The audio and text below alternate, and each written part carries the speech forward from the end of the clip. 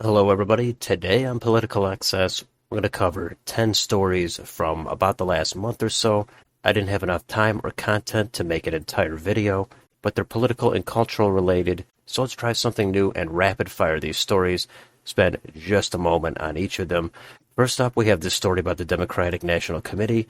They made a move for South Carolina to be the first primary in 2024. So the Iowa caucuses and the New Hampshire primaries have been bumped. People in those two states are obviously not going to be happy.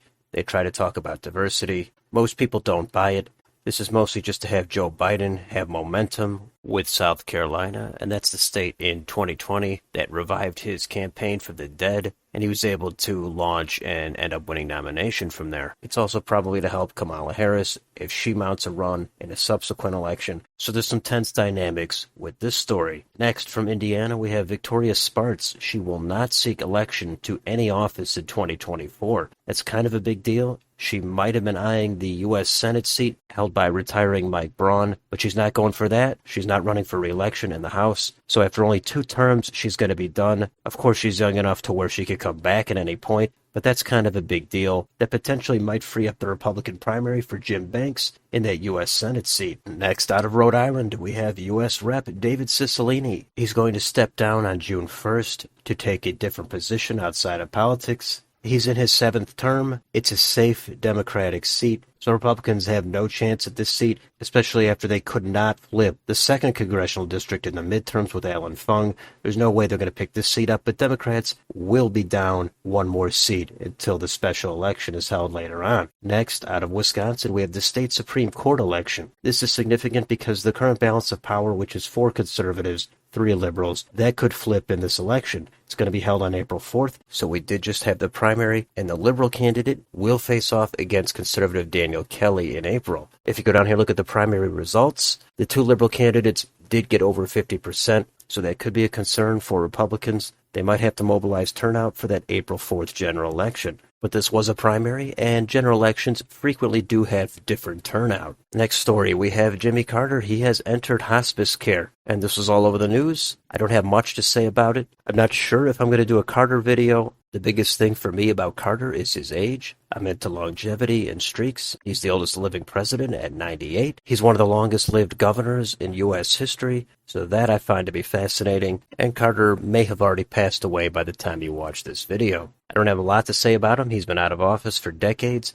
His presidency is considered unpopular, so I'll leave it at that and move on to the next story. Here we have immunity acquired from a COVID infection is as protective as vaccination against severe illness and death. This seems to be a big deal because there was a lot of gatekeeping of information during the early days of the pandemic, and even since then, anybody that had any kind of concerns about the vaccine or wanted to know about herd immunity or was otherwise not hyper pro-vaccine, those people were mostly castigated, in my opinion. There was a lot of labeling of misinformation, but this is probably a big deal. This should get some attention. Next, we have comments here about Pete Buttigieg. This article from The Hill talks about Joe Rogan. That part is irrelevant to me, but Buttigieg made some comments after the Ohio train derailment, and he's talking about diversity. Essentially, you're supposed to care about the skin color of any construction workers or contractors working on your home. Now, I think this is completely absurd, regardless of the Ohio train derailment, and I could probably do an entire video just on this one, but this extreme focus on what your skin color or identity is completely counterproductive. Nobody should care who's working on your house, as long as they're safe and professional. And it seems like Buttigieg cares if you have too many white construction workers working on a black person's home. I doubt he would care about it the other way around. I doubt he would care about it in many other contexts. If you want to know why voters have left the Democrats over the past decade or so, it's stories like this that are a major factor.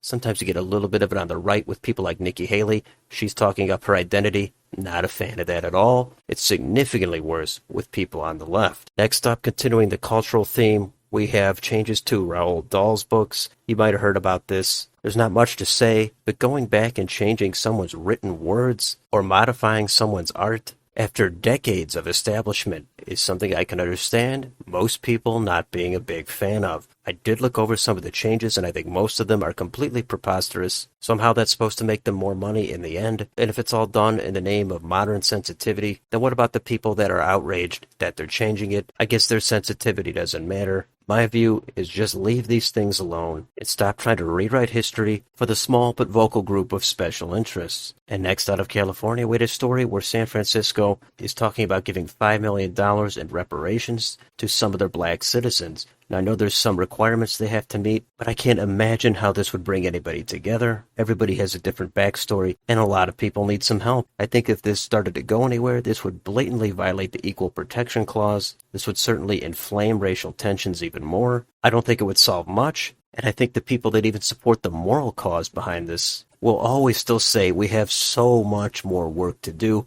I think this will never end. I think we should focus on things that are universal and help everybody.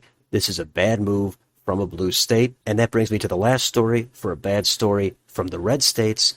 These three states, Arkansas, South Dakota, and Georgia, they're moving towards adding work requirements to be on Medicaid. At least this is not explicitly about race. This would affect all races. But I think this is a bad move. Again, universal policies are going to be the least divisive and the most popular. Everybody should get some sort of baseline of medical care. A lot of people have a lot of things going on in their life. If they're unable to work 80 hours or whatever the requirement is a month, I don't think they should be deprived of some basic dental care or a doctor's visit. That to me is the wrong approach. The Republicans, I always say, they end up faltering on these populist economic messages. I understand having incentives as motivation, but to say you can't see a doctor unless you work, that I think is morally unacceptable, and I also think that's going to lead to problems later on. So I will leave it there for now, and those are the 10 stories I wanted to quickly bring up. I certainly could have said more about a lot of these, but I wanted to keep it a little bit brief. Plenty of things always going on. You can't make a video about all of them. I know there's a ton of other ones out there, the Ticketmaster story, the spy balloon story. I can't get to everything. Some of it I'm not even interested in myself. These stories I'm a little bit interested in. I like covering elections, and I like covering some of these cultural and economic gripes. So let me know in the comments, which of these stories do you care about?